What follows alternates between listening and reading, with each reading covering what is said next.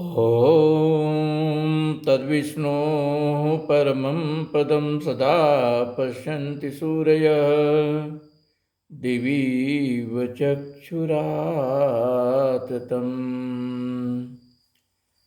प्रिय जिज्ञासुजनों, सत्यनारायण व्रत कथा के माध्यम से हमने कल समझने की कोशिश की थी कि भगवान पर किस तरह के फूल चढ़ाने चाहिए। आज हम यह समझेंगे कि जो कथा में जो पात्र आए हैं, जैसे निर्धन ब्राह्मण की कथा है, लकड़हारा है, वणिक है और राजा है, तो ये जो कथानक के जो पात्र हैं, वास्तव में इनसे हमें क्या सीख मिलती है या क्या सीख मिलने के लिए ये कथानक बनाए गए हैं। इसके पहले आपको थोड़ा सा क्विक रिकैप करना चाहिए। भगवान की भक्ति करने के लिए भौतिक फूल चढ़ाएं या ना चढ़ाएं, लेकिन असली फूल हैं अहिंसा। अहिंसा प्रथमं पुष्पम, पुष्पम इंद्रिय निग्रहम, सर्वभूत दया पुष्पम, क्षमा पुष्पम विशेषतः। इनका हमने एक्सप्लेनेशन कल दिया था। ज्ञान पुष्पम, तपः पुष्पम, शौच पुष्पम, तथैव च सत्यमस्त्रविधम पुष्पम विष्णोः प्रीतिकरम भवेत। हमने इन सब चीज़ों के बारे में थोड़ा डिस्कस भी किया था। कल की क्लास थोड़ी लंबी हो रही थी तो हमने थोड़ा पहले ही कट शार्ट कर दिया। इसमें से एक और दो पॉइंट जो एक्सप्लेन नहीं किए थे, थोड़ा उनका एक्सप्लेनेशन करेंगे और तब कथानक पर फिर वापस लौटेंगे। हमने एक्सप्लेन किया था कि अहिंसा, दया, दमन, दान उसी में छिपा हुआ है। ये अहिंसा, इंद्रिय निग्रह, दया, ये सभी चीज़ें छुपी हुई हैं उसमें। और शौच का वर्णन हमने कल डिटेल में नहीं किया था। शौच और सत्य के बारे में भी थोड़ा जान लेते हैं। शौच का मतलब शुद्धता। किस चीज़ की शुद्धता? शरीर की शुद्धता, मन की शुद्धता, आत्मा की शुद्धता, बुद्धि की शुद्धता। किस चीज़ की शुद्धता और कैसे? शरीर की शुद्धता होती है पानी से। अद्भिर्गात्राणि शुध्यन्ति, मनः सत्येन शुध्यति, विद्या तपोभ्याम भूतात्मा बुद्धिर्ज्ञानेन शुध्यति। यह मनुस्मृति का वचन है। अद्भिर्गात्राणि, अद्भिर मतलब पानी से, जल से, गात्राणि मतलब शरीर, तो शरीर की शुद्धता पानी से होती है। जनरली हम यही सबसे अपील करते हैं कि पूजा पाठ यज्ञ के लिए जब आप बैठते हैं तो शरीर की शुद्धता भी जरूरी है। मनः सत्येन शुध्यति, और हम व्रत कथा ही कर रहे हैं सत्य नारायण की। सत्य के अलावा और कुछ भी करेंगे तो नारायण के पास जाने वाला है नहीं। तो मन की शुद्धता सत्य से होती है। विद्या तपोभ्याम भूतात्मा, और जीवात्मा की शुद्धि विद्या, तप और योगाभ्यास यज्ञ से होती है। बुद्धिर ज्ञानेन शुध्यति, बुद्धि की शुद्धता सही सम्यक ज्ञान से होता है। अगर हमारे पास सही सम्यक ज्ञान हो जाए तो जो भी डिफरेंसेस हैं संसार में वो खुद ही मित्रता में परिणित हो जाते हैं। प्राणी मात्र से मित्रता की भावना आ जाती है। यहाँ हम प्राणी मात्र से मित्रता की भावना की बात करते हैं। निर्विषयी होकर ध्यान, निर्विषय मन, निर्विषयी होकर के ध्यान की बात तो करते हैं, लेकिन एक्चुअल जीवन में देखा जाता है तो प्राणी मात्र को मित्रता की जो भावना है वो तो कहीं है, दिखाई नहीं पड़ती शायद। जो मनुष्येतर जीव हैं, बहुत से लोग उनको अपना भोजन बनाने में लगे रहते हैं। मनुष्य के अंदर ही हमने तरह तरह के भेद बनाए हैं, ब्राह्मण, क्षत्रिय, वैश्य, शूद्र। इसी सीरीज में एक दिन हमने पुरुष सूत्र के श्लोकों से बताया भी था इसका असली अर्थ क्या है। कर्म के हिसाब से इनमें भिन्नता है, लेकिन हमने तो यहाँ पर भगवान के हिसाब से भी भिन्नता खुद ही बना रखी है। और कुछ सालों पहले 100-200 के काल में तो इसका पतन इतना काफ़ी हो गया है कि हमने शूद्र को नीच समझने की भूल कर दी, और इससे बड़ा पाप क्या हो सकता है। जबकि शूद्र भगवान के उस रूप को कहते हैं जो संसार का धारण करता है। भगवान के जो विराट स्वरूप की कल्पना की गई है उससे कहते हैं कि शूद्र पैदा हुआ और पृथ्वी पैदा हुई। हम पृथ्वी को तो नीच नहीं कहते, लेकिन शूद्र को हमने ऊंच नीच के भाव में तोल करके बहुत बड़ा गड़बड़ किया। और यहीं से प्राणी मात्र से मित्रता की जो हमारा प्रिंसिपल था उसको सबसे बड़ा धक्का लगा। तो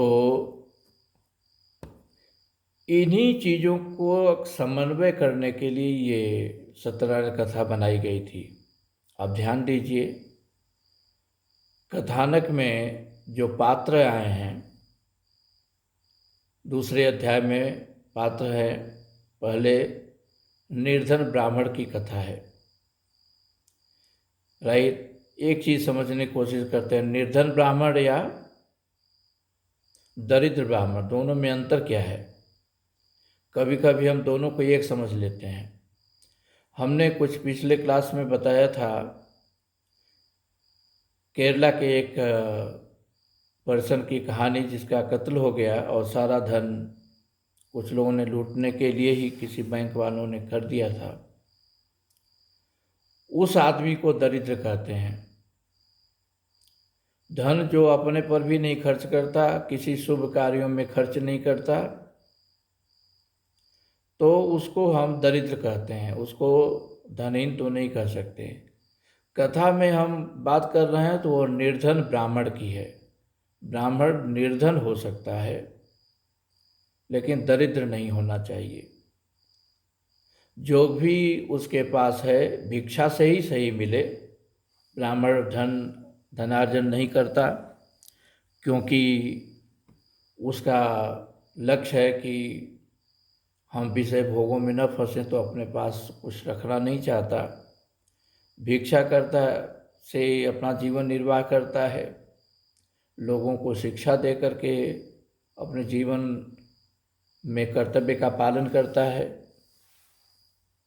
तो वहाँ पर निर्धन ब्राह्मण की कथा है, और वो कहते हैं कि वो थोड़ा सा भिक्षा से मिले हुए चीज़ों से ही प्रसाद बनाता है और भगवान की कथा व्रत का पालन करता है और वो सुखी होता है।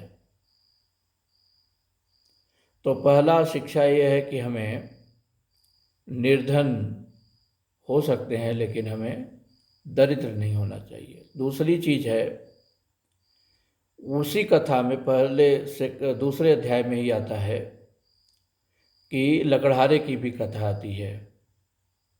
वो लकड़हारा है, लकड़हारा शूद्र वर्ण का प्रतीक है। लकड़हारा आता कैसे है, किस लिए आता है? वो प्यासा है, अपनी प्यास बुझाने के लिए ब्राह्मण के घर जाता है और देखता है कि ब्राह्मण किसी व्रत और पूजा में लगे हुए हैं। उसकी क्यूरियसिटी होती है, उनसे उसके बारे में जानकारी प्राप्त करता है और वो लकड़हारा वहाँ पर पानी पीता है, प्रसाद लेता है, कथा का ज्ञान पंडित जी से लेता है और वो अपने घर जा कर के बंधु बांधवों सहित फिर से कथा का आयोजन करता है। अब ये बताने की कोशिश की गई है, क्योंकि ये कथा बनाई गई थी ताकि जो बुराइयां फैल गई हैं हमारे समाज में, उनको दूर किया जा सके। तो लकड़हारा शूद्र वर्ण का प्रतीक है और वो ब्राह्मण है।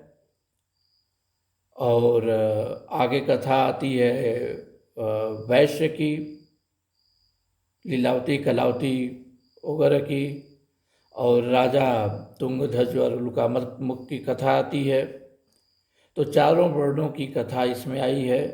तो पहला शिक्षा तो यही मिलता है कि भगवान की कथा में चारों वर्णों का बराबर से हक है। उनके भौतिक जीवन के कर्तव्य अलग अलग हो सकते हैं। कोई लकड़ी बेचने का काम करता है, कोई ज्ञान देने का काम करता है, कोई व्यापार करता है, कोई क्षत्रिय धर्म का पालन करता है, समाज की रक्षा में अपना जीवन व्यतीत करता है। लेकिन कर्तव्य के दृष्टिकोण से चाहे उनके कुछ भी विभाग हों, जब भगवत भक्ति की बात आती है तो सबका बराबर का अधिकार है। यह कथा में बताने की कोशिश की गई है। दूसरी चीज़ कथा में बताने की कोशिश की गई है सत्य धर्म के पालन की। इसमें बताया गया कि कोई झूठ बोलता है तो उसका धन का नाश हो जाता है। तो ये कथा ही है सत्यनारायण की। तो हमें यह ध्यान देना है कि सत्य को छोड़ करके अगर हम कुछ भी करते हैं तो वो फलीभूत नहीं हो सकता है। तो वणिक है जिसने झूठ बोला था, उसकी नाव में धन नहीं बल्कि लता पता है, और वही कहते हैं कि लता पता ही हो गया। तो सत्य का दामन कभी छोड़ना नहीं चाहिए। जब हमारा उपवीत संस्कार होता है तो वहाँ पर यही पहली प्रतिज्ञा भी कराई जाती है। कहते हैं अग्ने व्रतपते व्रतम चरिष्यामि तच्चकेयम तन्मे राधेताम इदम अहम अनितात सत्यम उपैति। इदम अहम अनितात में झूठ से सत्य की ओर, राइट। मैं व्रत लेता हूँ कि मैं केवल सत्य का पालन करूँगा। यही इसका व्रत है कि हे अग्नि, हे परमात्मन, आप व्रत की रक्षा करने वाले हैं और आपको ही साक्षी मान करके मैं व्रत लेता हूँ कि मैं केवल सत्य का पालन करूँगा। तो सत्य का पालन करूँगा, तब करूँगा, भगवान के बारे में सम्यक ज्ञान जानने की कोशिश करूँगा, यज्ञ करूँगा। ये सभी चीज़ें इससे प्रकट होती हैं। अगर हम ये सभी चीज़ें करते हैं अच्छे से, तब ऑटोमेटिकली हमारे मन के अंदर वो प्रफुल्लता की भावना आती है। तद विष्णु परमं पदम सदा पश्यन्ति सूर्य दिवि व चक्षुरात्म। जैसे दिन में आँखों से सब चीज़ें दिखाई पड़ती हैं, उसी तरह से अगर हम यज्ञ दान तप ये सभी जो धर्म की बातें बताई गई हैं, तप की बातें बताई गई हैं, सत्य की बातें बताई, इनका पालन करते हैं तो तद विष्णु परमं पदम सदा पश्यन्ति।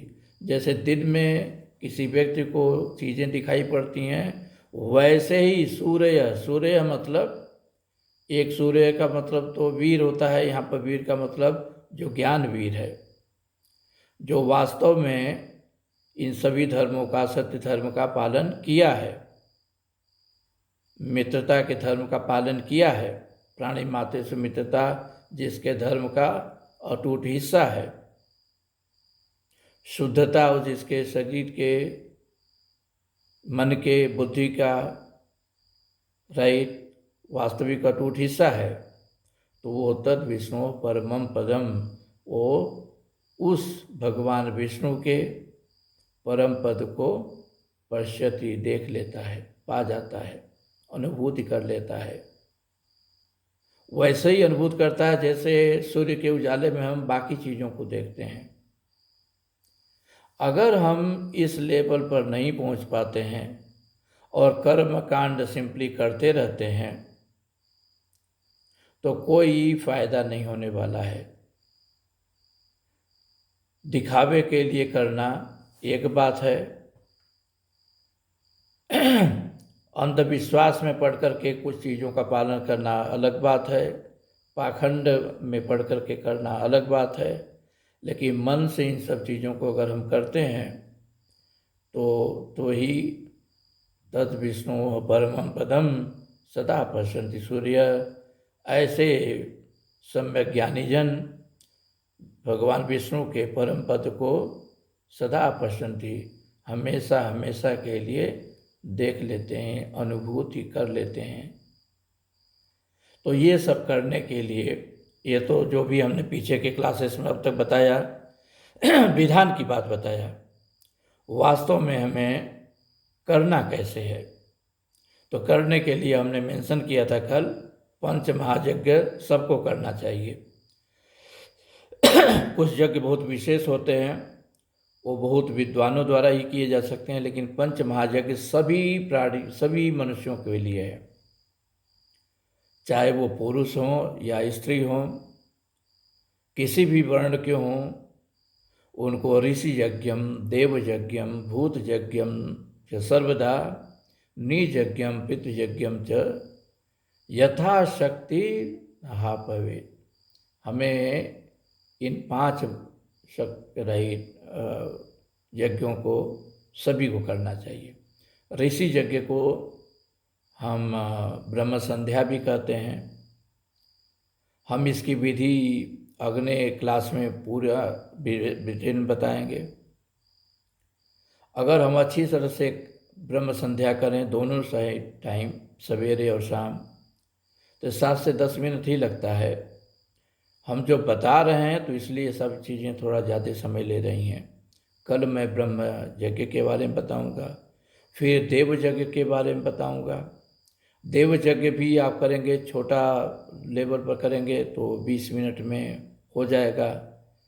देव यज्ञ बड़े पैमाने पर किया जा सकता है, उसमें घंटे 2 घंटे भी लग सकते हैं। छोटा देव यज्ञ अग्निहोत्र 20 मिनट 25 मिनट में भी ख़त्म हो सकता है। डेली कर सकें, कभी कभी विशेष बड़े यज्ञों का अनुष्ठान करना चाहिए। भूत यज्ञ क्या मतलब है, जो पशु पक्षी, गाय और दूसरे प्राणी जो हमारे इन्वायरमेंट के साथ साथ रहते हैं, तो उनको खाना देना, उनका पालन करना, वो भूत यज्ञ में आता है। इसको बलि वैश्व यज्ञ भी कहते हैं। पितृ यज्ञ का मतलब है जो हमारे जीवित श्रेष्ठ जन हैं, बूढ़े हैं, बड़े हैं, उनकी सेवा करना। पितृ यज्ञ का मतलब मरे हुए से नहीं है, जीवित लोगों से ही है। कल मैंने बताया था कि जो मरे हुए लोग हैं, ये पंच महाभूत से बना हुआ कोई भी व्यक्ति और पंच महाभूत की कोई भी चीज़ उन तक फिर पहुंचाई नहीं जा सकती है, क्योंकि ये पंच महाभूत की शरीर तो खत्म हो चुकी है। तो जो लोग हैं उनकी हम देखभाल करें, उनकी हम सेवा करें। निर्यज्ञ का मतलब है अतिथि यज्ञ। जो विद्वान जन हमारे पास आते हैं उनसे हम कुछ सीखते हैं, उनकी हमें सेवा करनी चाहिए। तो ये पंच महायज्ञ की जो विधि है वास्तव में मैं एक एक करके कल से बताऊंगा। इसमें ऋषि यज्ञ और देव यज्ञ इन दोनों को तो हमें नित्य करना चाहिए, बाकी को आवश्यकता अनुसार नित्य ही करना चाहिए। अगर हमारे यहाँ बड़े बूढ़े लोग हैं तो उनकी सेवा करना हमारा नित्य का ही धर्म है। कोई अतिथि आ जाता है तो उसकी सेवा करना हमारा धर्म है। अतिथि नित्य तो आता नहीं है, लेकिन जब आते हैं तो करना चाहिए। और जो हमारे पशु पक्षी कुछ हैं, पालतू प्राणी हैं, गाय वगैरह हैं, हमारे आसपास हैं, उनको फीड करना, उनको भोजन आदि की व्यवस्था करना, ये भी एक नित्य कर्म हो सकते हैं हमारे। तो कल के क्लास में मैं वास्तविक जो विधि बताऊंगा, जो ऋषि यज्ञ का है। ऋषि यज्ञ देव यज्ञ की बातें कल और परसों के क्लासेस में कोशिश करूंगा कि बताऊं। अलग अलग बताने में समय लगेगा, लेकिन जब हम करने लगेंगे तो उसमें ऋषि यज्ञ को 10 मिनट से कम में और देव यज्ञ को जो सामान्य देव यज्ञ है उसको 20 मिनट में ही कंप्लीट किया जा सकता है। और उसके बाद हम कुछ और चीज़ों पर फोकस करेंगे। जो सत्यनारायण कथा जो परंपरागत ढंग से हमारे यहाँ होती है उसके बारे में जो डिटेल बतानी थी वो तो अभी हमने बता दिया, लेकिन अभी भी बहुत कुछ चीज़ें हैं जो कथा के अंदर नहीं है लेकिन होती हैं। जैसे आप सत्यनारायण व्रत कथा का आयोजन करते हैं तो पंडित जी जो आते हैं नवग्रह पूजा भी करते हैं, कलश स्थापन भी करते हैं। तो वास्तव में नवग्रह पूजा का क्या रियल मतलब है, जो लोग करते हैं उससे वो कितना अंतर है, वो हम किसी भी दिन बताएंगे। कलश स्थापन का वास्तविक मतलब क्या है, क्यों ऐसा किया जाता है, क्योंकि हमने जो देखा हुआ है लोगों करते हुए किसी को पता ही नहीं है कि क्यों होता है, बस करते हैं लोग। एक एक जैसे बना बनाया तरीका है जैसे फॉलो करते हैं, लेकिन उसके पीछे रियली क्या तथ्य छिपा हुआ है वो तो गूढ़ता छिपी हुई है, उसको लोग जानते ही नहीं, बताते भी नहीं हैं। तो उन सब चीज़ों को मैं बाद में बताऊंगा। मेरा लक्ष्य होगा कि मैं उन चीज़ों को बताऊं जो वास्तव में सही ढंग से नहीं किया जा सकता है, लेकिन कथा में क्या है उसका जो वर्णन है। वैसे तो हरि कथा अनंता, हरि की कथा करने में तो जीवन भर कहते रहेंगे, लेकिन जो सत्यनारायण व्रत कथा कही जाती है उसमें विधि को बड़ा शॉर्टकट बताया गया था। हमने विधि को डिटेल में समझाने की कोशिश की है। वास्तविक विधि का पालन कल और परसों के क्लासेस में हम करेंगे। ऋषि यज्ञ और देव यज्ञ को कल और परसों के क्लासेस में बताएंगे। तो इसके साथ ही जो एक्सप्लेनेशन का पार्ट था वो हम यहाँ पर समाप्त करते हैं। आशा करता हूँ कि बहुत सी चीज़ें जो आप लोग नहीं जानते थे या किया जाता था बहुत ही मैकेनिकल फॉर्म में, उसके बारे में कुछ डिटेल आप लोगों को पता चल गया है। बिफोर गोइंग टू ऋषि यज्ञ या देव यज्ञ आप लोगों को क्या क्या शुद्धता बरतनी है, मन की शुद्धता, शरीर की शुद्धता, बुद्धि की शुद्धता, तो वो सभी चीज़ें आशा करता हूँ कि आप लोग मन में डेवलप करेंगे, खुद में डेवलप करेंगे। और कल मैं ऋषि यज्ञ का पाठ बताऊंगा। बताने में समय थोड़ा ज़्यादा लगेगा, लेकिन प्रैक्टिकली वो केवल 10 मिनट से कम का ही नित्य काम होता है और आप लोग बहुत आसानी से कर सकते हैं। इन्हीं शब्दों के साथ आज के क्लास का विराम देते हैं। हरे कृष्ण।